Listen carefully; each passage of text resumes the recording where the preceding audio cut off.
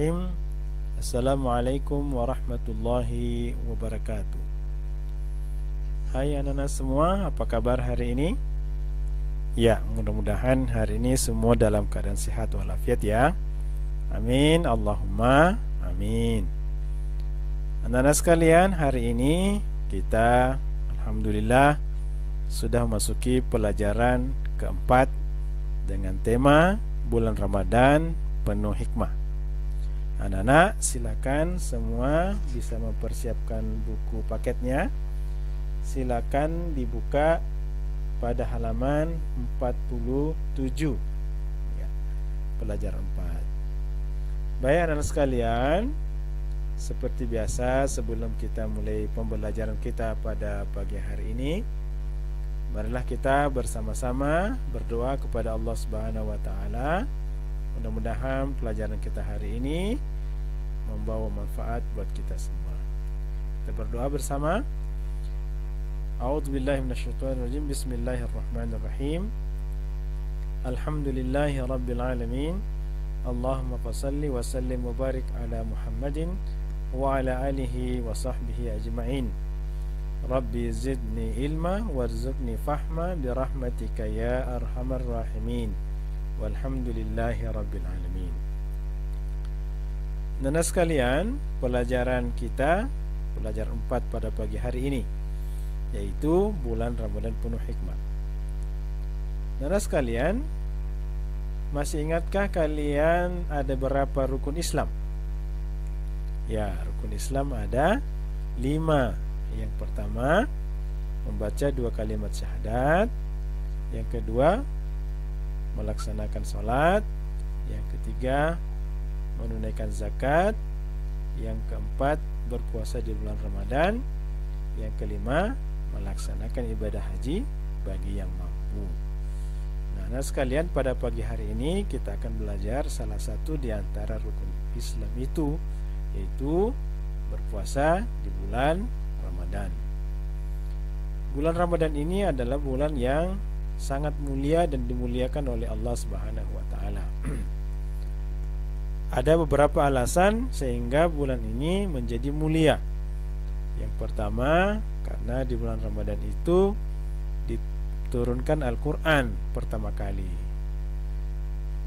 Yang berikutnya, bulan Ramadan di dalamnya terdapat satu malam yang sangat ditunggu-tunggu oleh kaum muslimin, yang disebut dengan malam Lailatul Qadar.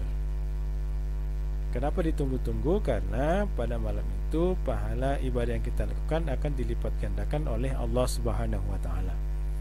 Pahalanya besar sekali loh anak-anak semua. Pahalanya kalau malam itu kita beribadah dan malam itu terjadi malam Lailatul Qadar, maka pahala ibadah kita setara dengan ibadah selama 1000 bulan. Bayangkan anak-anak beribadah satu malam, tapi nilai pahalanya setara dengan beribadah selama 1000 bulan non-stop. Wah, makanya bulan Ramadan ini sangat ditunggu-tunggu kedatangannya oleh seluruh umat Islam. Kemudian anak sekalian, bulan Ramadan itu seiring dengan datangnya ada ibadah-ibadah yang mengikutinya.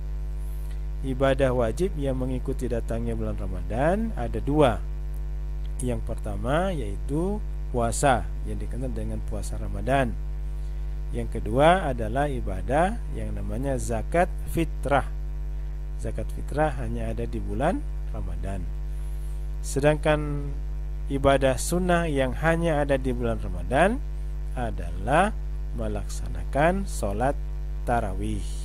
Adapun witir itu selain Ramadan bisa dilakukan di luar bulan suci Ramadan. Nah, anak sekalian, adapun materi yang akan kita pelajari pada pelajaran 4 ini adalah yang pertama, arti puasa. Yang kedua, ketentuan puasa Ramadan. Yang ketiga, manfaat puasa. Dan yang keempat, hikmah puasa. Kita masuki bagian pertama, yaitu arti puasa. Puasa itu apa sih? Anak-anak sekalian tentu sudah tahu ya, karena sudah sering melaksanakan atau melakukan puasa. Kita lihat di buku bersama anak-anak. Arti puasa adalah menahan diri dari makan dan minum serta segala sesuatu yang membatalkan sejak dari terbit fajar hingga matahari terbenam atau maghrib. Ya, jadi ketika pada pagi hari kita sahur, tanda berakhirnya atau tanda kita awal menahan itu sebenarnya adalah azan subuh. Tapi kita mulai bersiap untuk tidak makan sekitar 10 menit sebelumnya. Itulah yang disebut dengan imsak. Imsak artinya mulai menahan diri. Nah, sedangkan tanda akhirnya artinya kita boleh berbuka puasa adalah ketika azan maghrib. Jadi tanda awal kita berhenti untuk makan adalah azan subuh, dan kita boleh makan lagi atau berbuka setelah azan maghrib. Nah, namun sekali lagi imsak itu adalah untuk kehati-hatian ketika 10 menit kira-kira sebelum azan kita sudah imsak, artinya menahan diri. Anak-anak sekalian, puasa itu menurut hukumnya dibagi atas 3.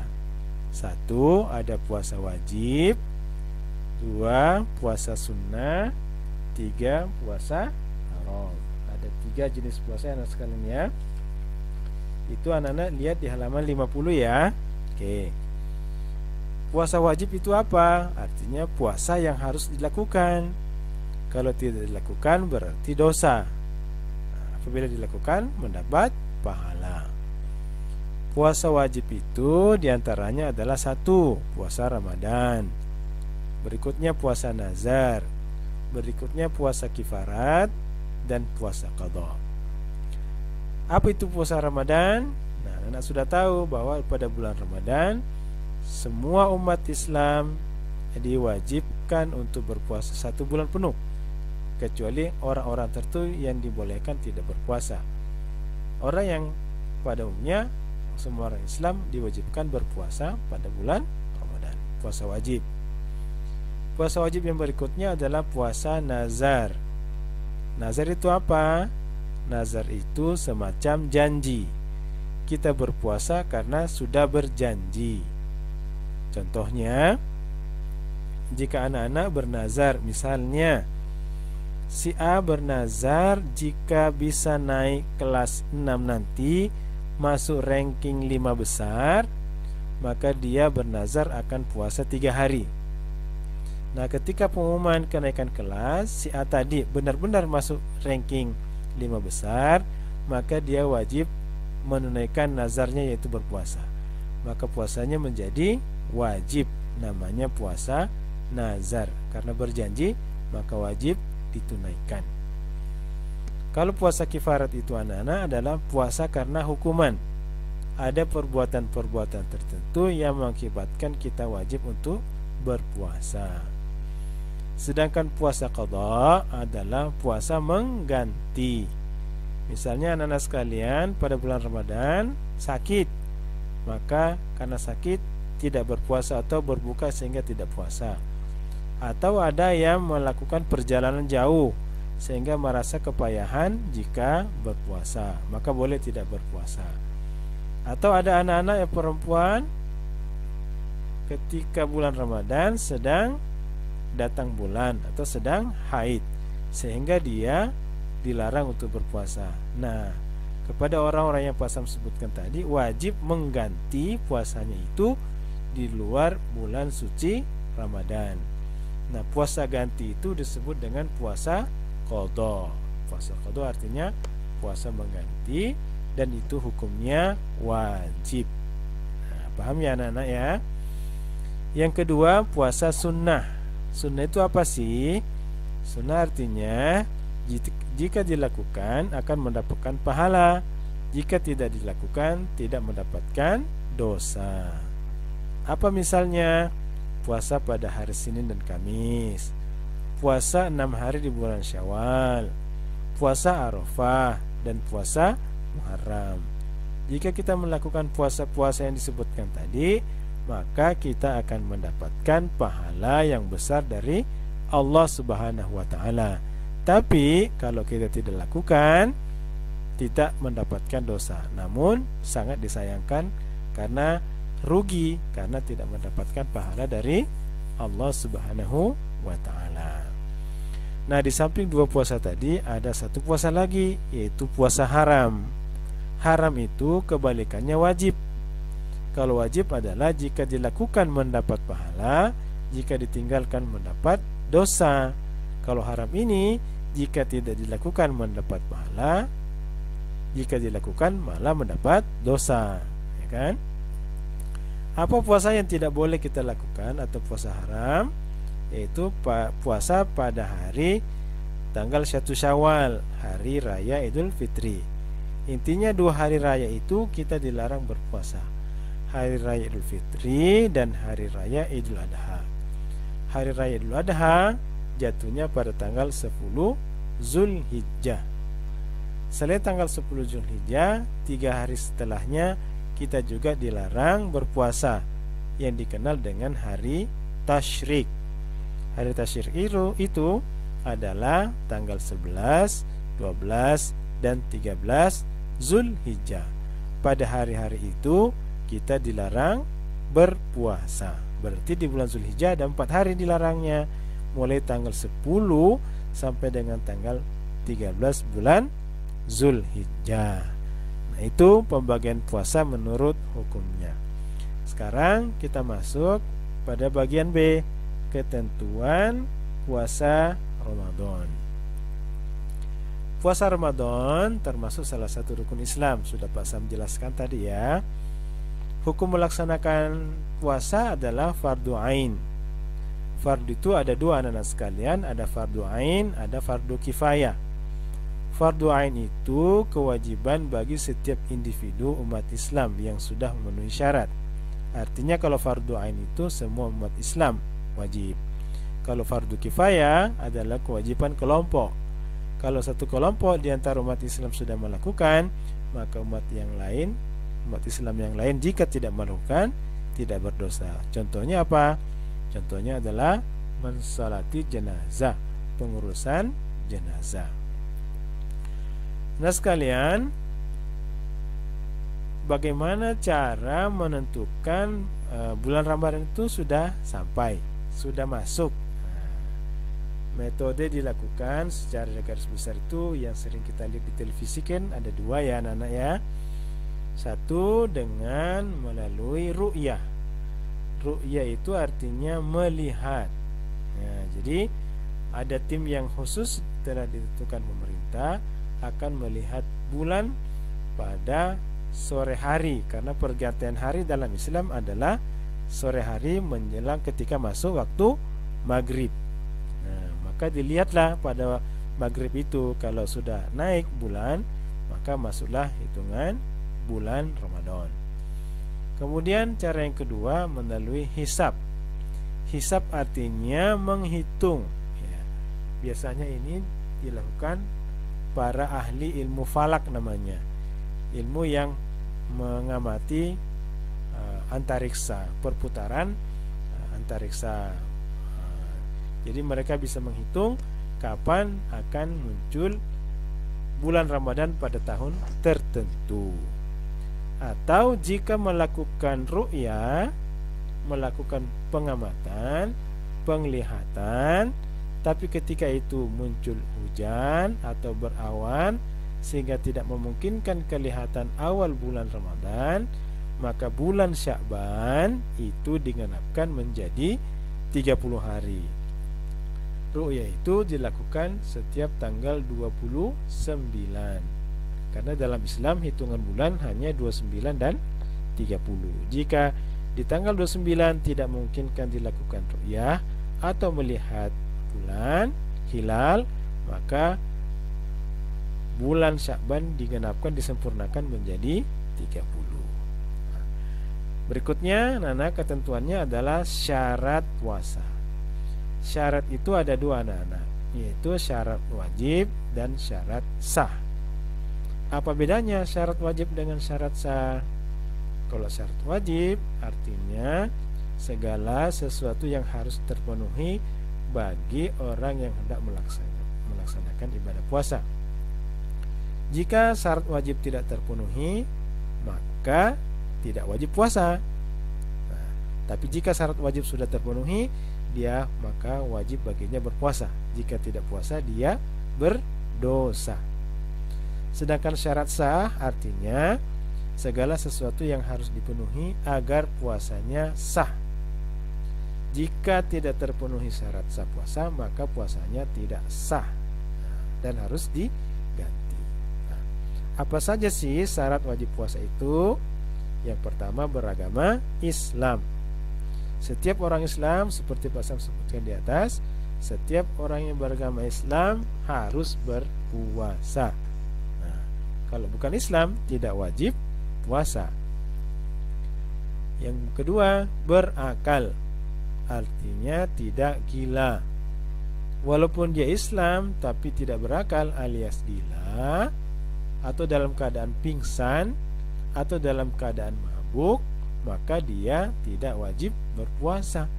Bagaimana berpuasa kalau gila atau mabuk? Maka orang yang seperti itu tidak wajib berpuasa. Yang ketiga, balik. Balik ini artinya sudah dewasa. Apa tandanya bagi umat Islam sudah dewasa? Bagi yang laki-laki sudah mengalami namanya mimpi basah, dan bagi perempuan sudah mengalami yang namanya haid yang pertama kali. Yang ini sudah Pak Sam jelaskan waktu kelas 4. Masih ingat bukan? Alhamdulillah.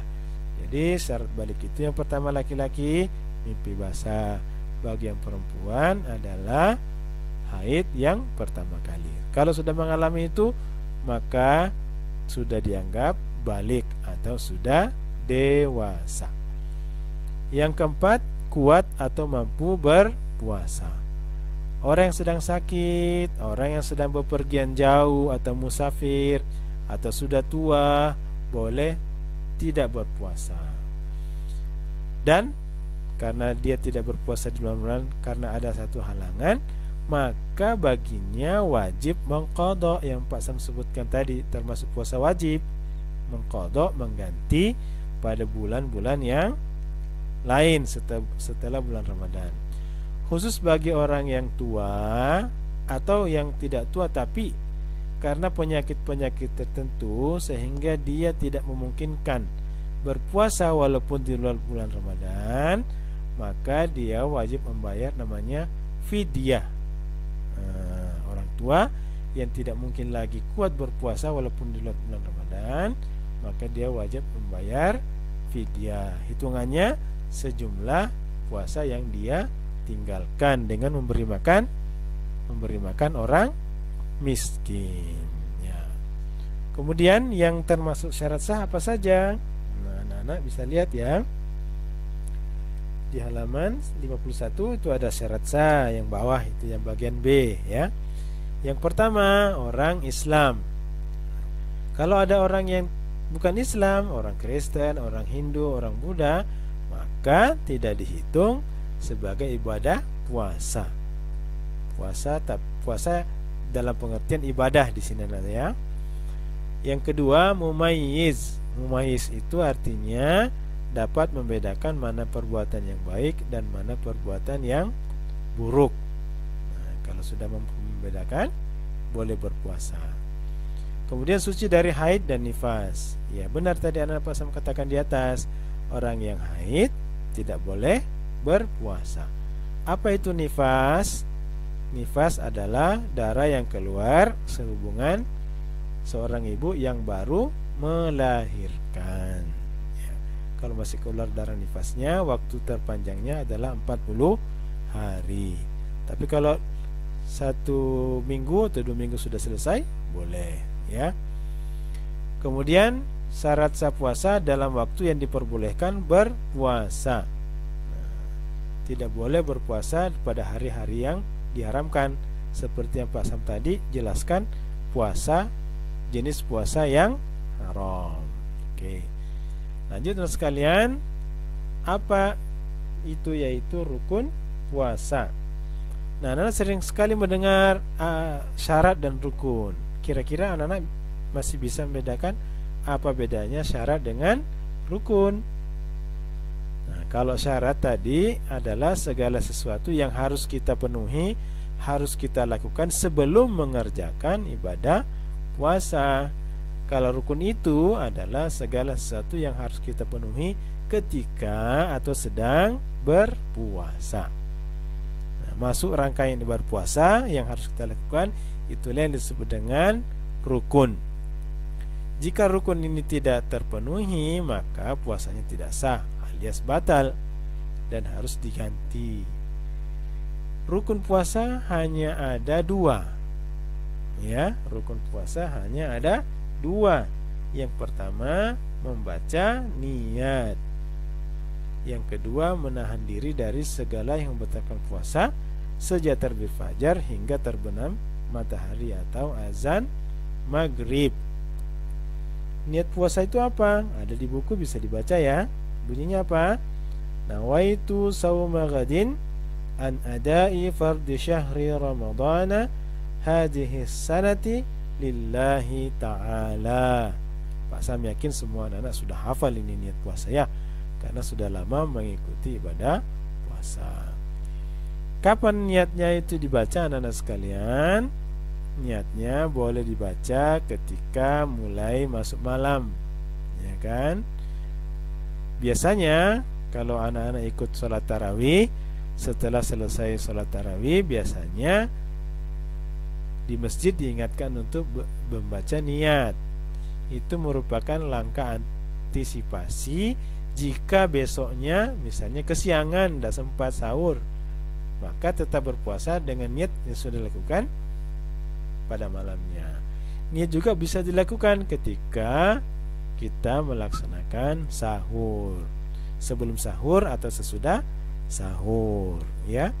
Niat itu perlu. Kalau kita tidak niat, maka puasanya tidak sah alias batal. Walaupun batal, kita tetap harus menahan diri dari makan. Yang kedua, menahan diri dari segala yang membatalkan puasa sejak terbit fajar hingga matahari terbenam, ya kan? Apa saja yang membatalkan puasa nanti kita bahas pada bagian terakhir nanti ya. Bagian terakhir dari ketentuan puasa Ramadan. Berikutnya sunnah puasa. Apa tadi sunnah puasa anak-anak? Sunnah adalah jika dilakukan mendapat pahala, jika tidak dilakukan tidak mendapat dosa, tapi rugi. Ruginya kenapa? Karena tidak mendapatkan pahala. Maka sebaiknya sunnah puasa ini kita lakukan agar pahala yang kita lakukan di dalam bulan Ramadan pahalanya bertambah banyak. Apa saja yang termasuk sunnah dalam melakukan puasa Ramadan?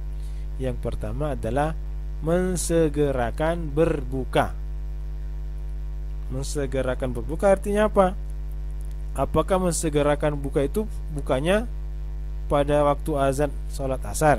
Bukan.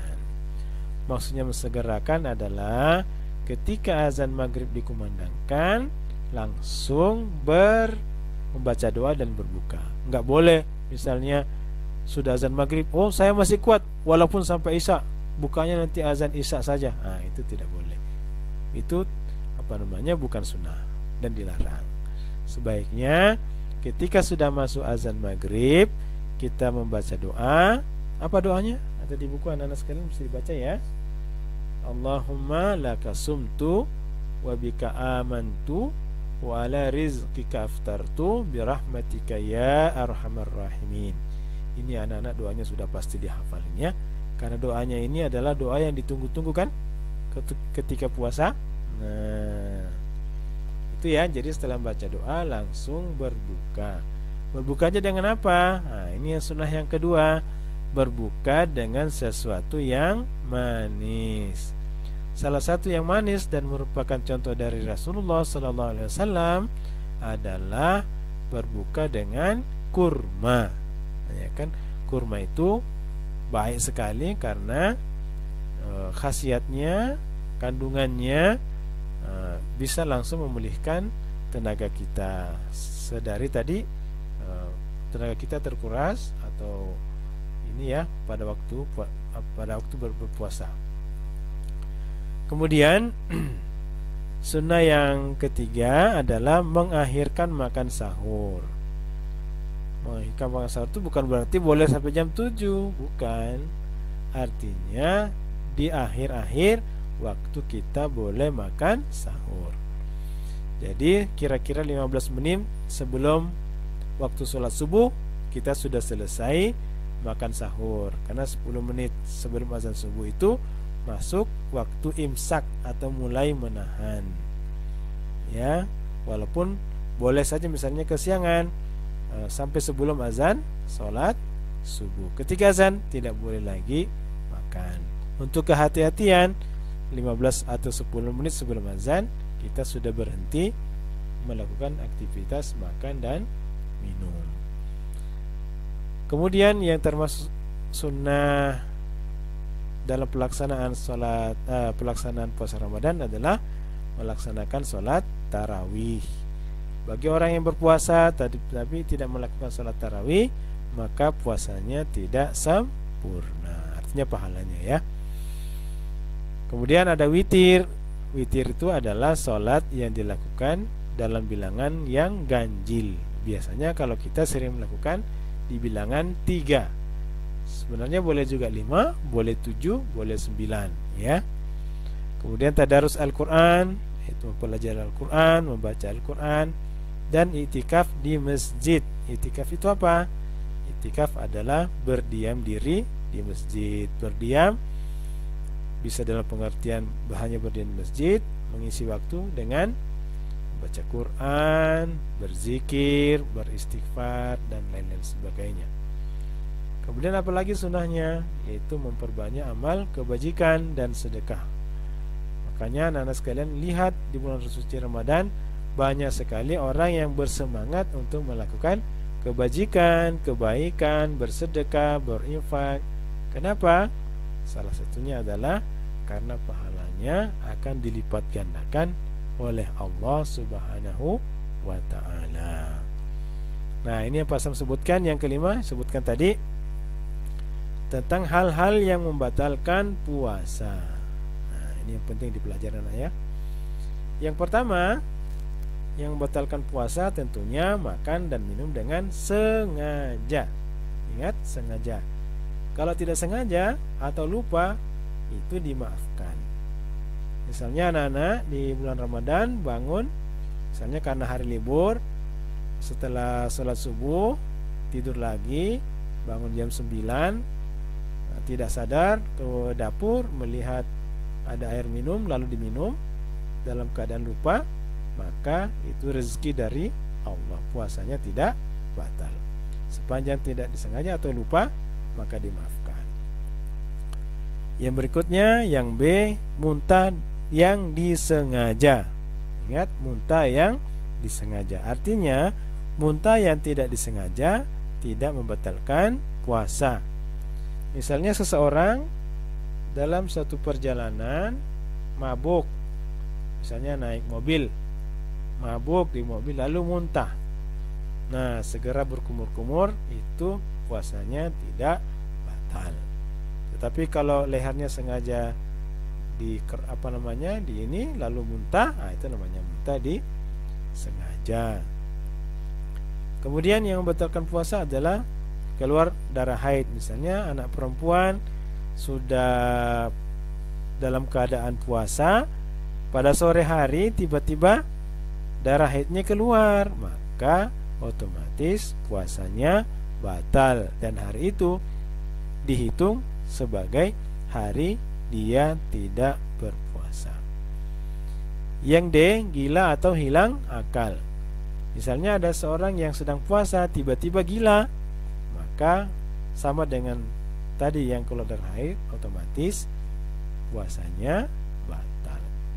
Dan yang terakhir adalah murtad. Murtad atau keluar dari agama Islam. Kenapa batal? Karena tadi orang yang berpuasa syaratnya adalah orang Islam.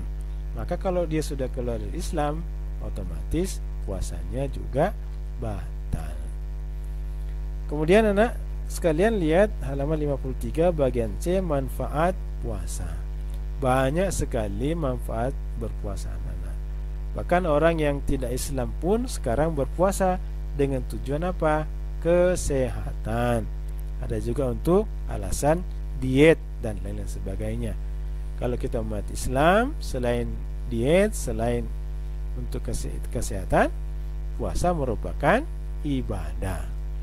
Nah, manfaat lainnya sebagaimana di dalam buku yang kita baca, puasa itu adalah untuk melatih sikap sabar dan pengendalian diri. Nah, sabar itu apa? Sabar artinya menahan diri untuk berbuat sesuatu yang dilarang pada saat berpuasa.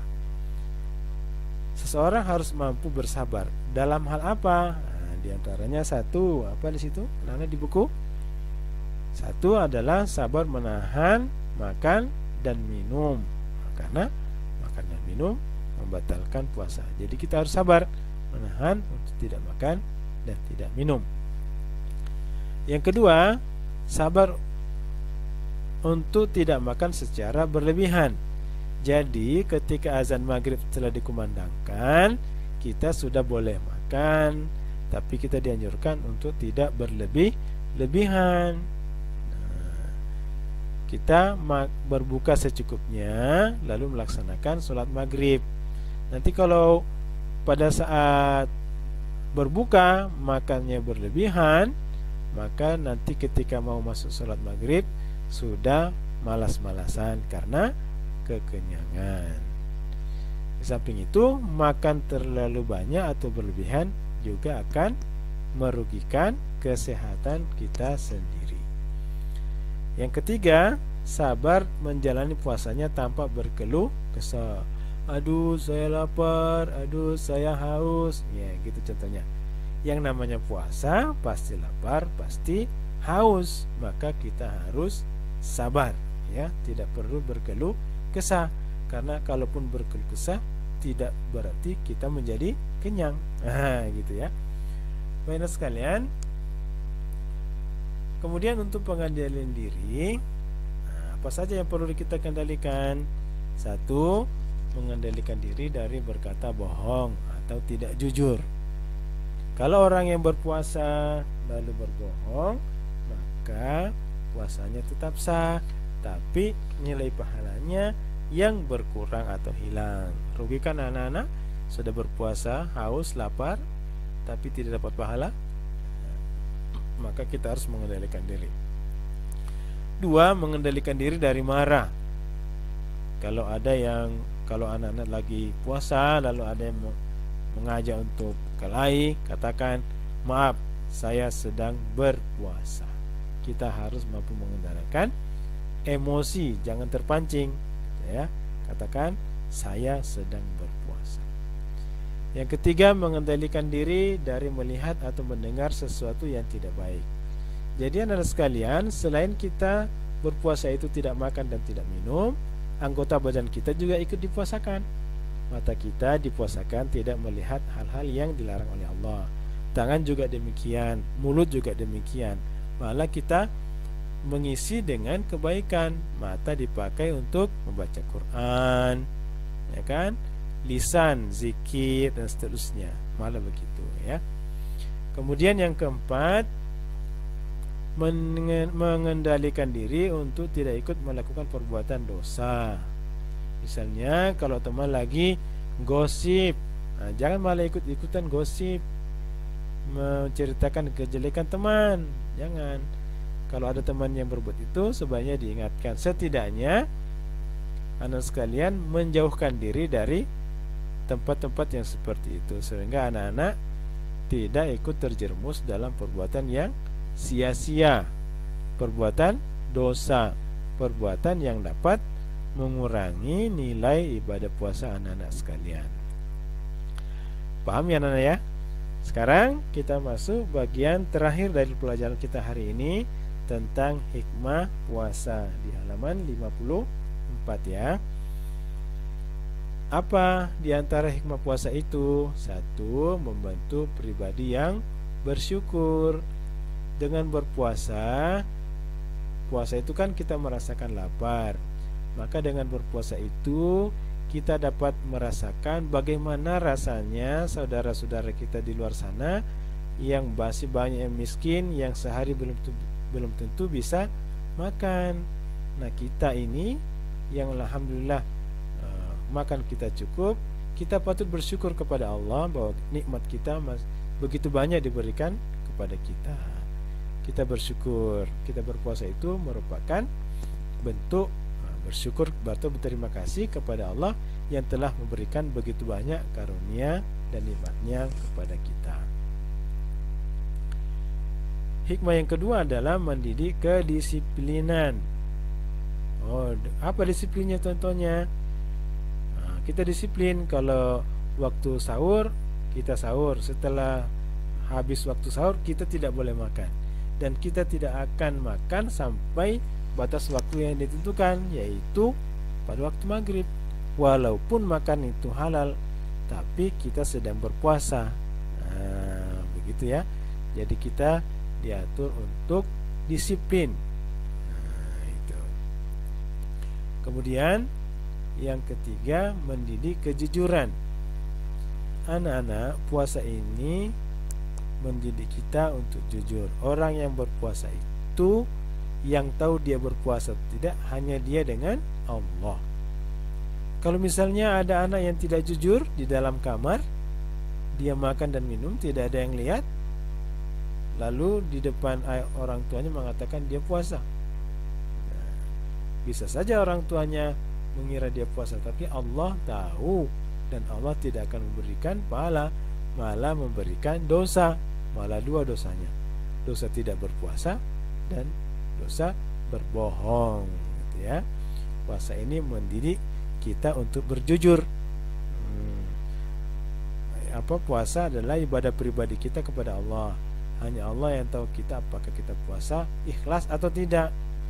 Karena ada yang anak berpuasa, dia berpuasa karena takut dimarahi ayah atau bundanya.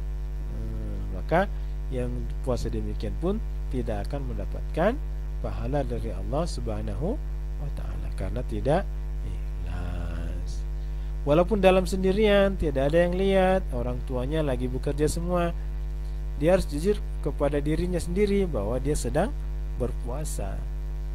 Gitu. Jadi kental sekali pendidikan kejujuran dalam ibadah puasa yang kita lakukan. Kemudian apalagi yang berikutnya, puasa adalah menjaga kesehatan, dan ini sudah diketahui semua ya Nan ya. Bahkan Pak Sam sebutkan tadi, orang yang tidak Islam pun sekarang juga melakukan puasa dengan niat untuk kesehatan, untuk diet dan seterusnya. Kemudian mengajarkan sikap sosial yang tinggi kepada sesama. Nah, tadi Pak Sam sebutkan orang yang berpuasa itu merasa lapar dan haus, sehingga kita dapat merasakan bagaimana saudara-saudara kita yang di luar sana yang miskin, tidak punya makanan, tidak punya minuman yang cukup, sehingga menggugah perasaan kita untuk membantu mereka-mereka yang sedang kelaparan. Karena kita tahu bagaimana rasanya orang yang lapar, gitu ya. Jadi Pak Sam ulangi lagi, hikmah puasa ada 5, yaitu membentuk pribadi yang jujur. Yang kedua, mendidik kedisiplinan. Yang ketiga, mendidik kejujuran. Yang keempat, menjaga kesehatan. Dan yang kelima, mengajarkan sikap sosial yang tinggi kepada sesama manusia. Nah, sekalian, demikian pelajaran kita pada pagi ini. Silakan anak-anak membaca rangkumannya di halaman 56. Oke, jika anak-anak ada pertanyaan, nanti boleh ditanyakan dengan Pak Sam, dan insyaallah akan Pak Sam pertanyaan anak-anak boleh diajukan lewat atau via nomor WA yang biasanya anak-anak pakai untuk mengirim tugas. Silakan kalau ada yang tanyakan lewat WA, insyaallah akan Pak Sam jawab. Dan sekalian, demikian pertemuan kita pada pagi hari ini. Mudah-mudahan anak-anak semua bisa memahami, dan mari kita berdoa sebelum berpisah. Kita baca doa kafaratul majelis. Bismillahirrahmanirrahim. Subhanakallahumma bihamdik asyhadu an la ilaha illa anta astaghfiruka wa atubu ilaik. Assalamualaikum warahmatullahi wabarakatuh.